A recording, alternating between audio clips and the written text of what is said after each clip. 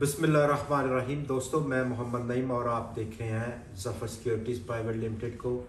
आज हम बात करेंगे, हमारे टॉपिक्स आपने व्यू किए। पाकिस्तान स्टॉक एक्सचेंज, मुल्क के बदलते हुए सियासी हालात, जबकि बाज़ार ने तैयारियां कर ली तेज़ी की, और क्या आप तैयार हैं?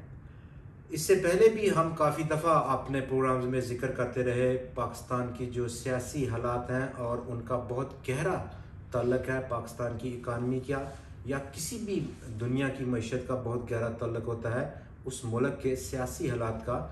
अगर वो स्टेबल हैं तो उसका इफ़ेक्ट एक पॉजिटिव इफ़ेक्ट है उसकी मईशत के लिए। अगर वहाँ पर इंस्टेबिलिटी है तो उसका नेगेटिव इफ़ेक्ट है उसकी माशियात पर। तो आज हमारा टॉपिक्स है सबसे बड़ा, जो कि पाकिस्तान स्टॉक मार्केट पर क्या असरात होंगे।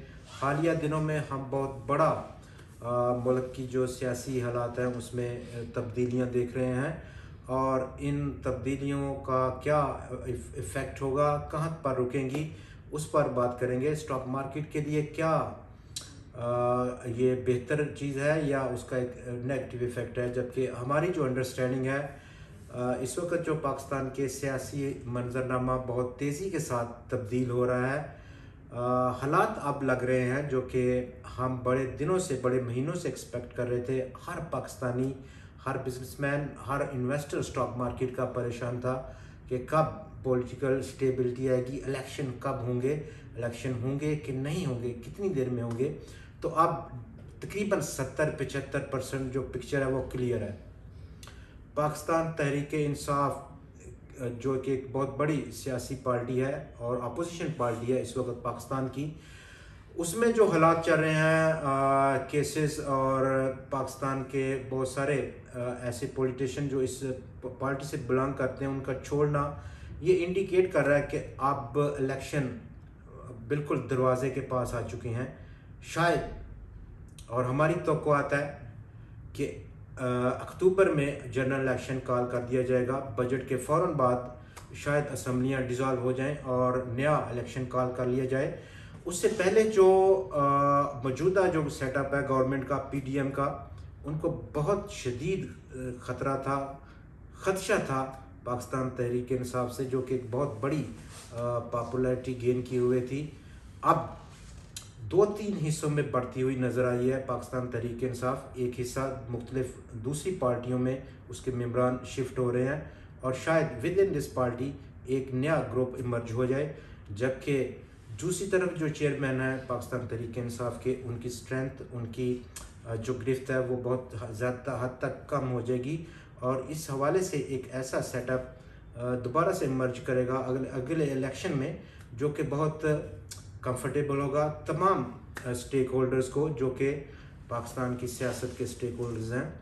तो डेफिनेटली इसका इफ़ेक्ट पाकिस्तान स्टॉक मार्केट के लिए एक पॉजिटिव इफ़ेक्ट है। इस वक्त स्टॉक मार्केट तमाम जो नेगेटिव इंडिकेटर्स हैं पाकिस्तान इकानमी में, उस पर हम पहले भी बात करते रहे हैं, उनको डिस्काउंट किए हुए हैं। मोस्ट ऑफ देम 90-80% उसकी जी आउटकम है, चाहे वो कुछ भी हो, उसको डिस्काउंट किए हुए हैं। और अब ये जैसे ही अनाउंस होता है, जो कि हालात अभी हमें नज़र आ रहे हैं, इलेक्शन की तरफ जा रहे हैं, तो बहुत बड़ा एक पॉजिटिव न्यूज़ है स्टॉक मार्केट के लिए। और जो रेट्स इस वक्त हैं तमाम स्टॉक्स, हर कैटेगरी के, चाहे आप देखें वो फाइनेंशियली साउंड स्टॉक्स हैं, हाई डिविडेंड पेइंग स्टॉक हैं, या वो एक सेकंड टायर किस्म के स्टॉक हैं या थर्ड किस्म टायर के स्टॉक हैं, एक ऐसे लेवल्स पर हैं जो कि इंतहाई सस्ते हैं। और आम हालात में इन्वेस्टर्स की, ट्रेडर्स की ये एक बहुत शदीद ख्वाहिश होती है कि ये स्टॉक्स इन लेवल्स पर उनको ख़रीदने को मिले। तो ये अपॉर्चुनिटी अब मौजूद है। अगर आप लॉन्ग टर्म की इन्वेस्टमेंट का प्लान कर रहे हैं तो डेफिनेटली स्टॉक मार्केट में 100x की अगर हम बात करें तो उसका पिछले 1 साल से, सवा साल से जो रेंज है बहुत टाइट रही। वही वजूहत रहीं जो हमारी सियासी वजूहत थी। 39,500 पॉइंट्स की सतह पर एक अच्छी आप अपॉर्चुनिटी ले सकते हैं अगर आप एक कंजर्वेटिव टाइप ऑफ इन्वेस्टर हैं। और अगर आप एक ट्रेंड एनालिसिस या ट्रेंड ट्रेड करते हैं तो उसके लिए आपको 42,600 पॉइंट्स जो कि एक मेजर रेजिस्टेंस है, ट्रेंड चेंजिंग रेजिस्टेंस है, उसकी ब्रेक के बाद एंट्री लेनी होगी, जहां से 100x बहुत तेज़ी के साथ रैली कर सकता है। तो ये वो हालात हैं जो कि अभी पाकिस्तान में और पाकिस्तान का जो बदलता हुआ सियासी मंजरनामा है उसके बाद इमर्ज हुए हैं। डेफिनेटली इलेक्शन होने हैं, अक्टूबर में वक्त पर होंगे। दूसरी तरफ जो बाकी खबरें हैं, जहां पर इससे पहले हमारा एक प्रोग्राम में ये बात कर रहे थे कि इंटरनेशनल मॉनेटरी फंड के साथ पाकिस्तान का जो प्रोग्राम है वो जून में ख़त्म हो जाएगा।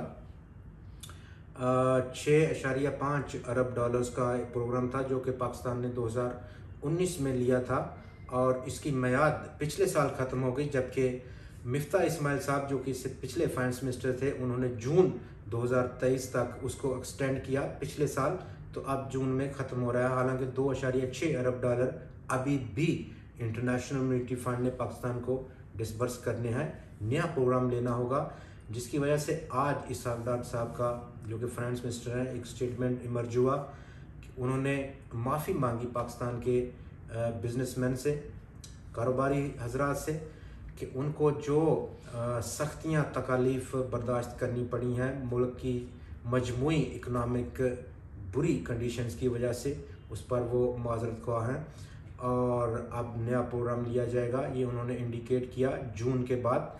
जबकि डॉलर और हमारा जो रुपया है उसमें गैप बढ़ता हुआ एक बार फिर से देखने को मिल रहा है। इंटरबैंक मार्केट और ओपन मार्केट का जो रेट है तकरीबन 22 से 23 रुपए का फ़र्क है और ये फ़र्क इशारा कर रहा है कि हमारा रुपया एक बार फिर से डिवैल्यू होने के लिए तैयार बैठा हुआ है। इंटरबैंक और ओपन मार्केट का रेट बिल्कुल बराबर में होना चाहिए, जो कि 300 से ऊपर है, 307 से भी ऊपर है और इंटरबैंक में तकरीबन 288 रुपए के आसपास ट्रेड हो रहा है। बड़ा एक गैप आ गया है जिसको फिल होना है और रुपया डिवैल्यूएशन के लिए तैयार है। कल फिर आपसे मुलाकात होगी मज़ीद खबरों और मज़ीद तज़ियात के साथ। तब तक के लिए अपना बहुत ख्याल रखिएगा। हमें इजाज़त दें। खुदा हाफ़िज़।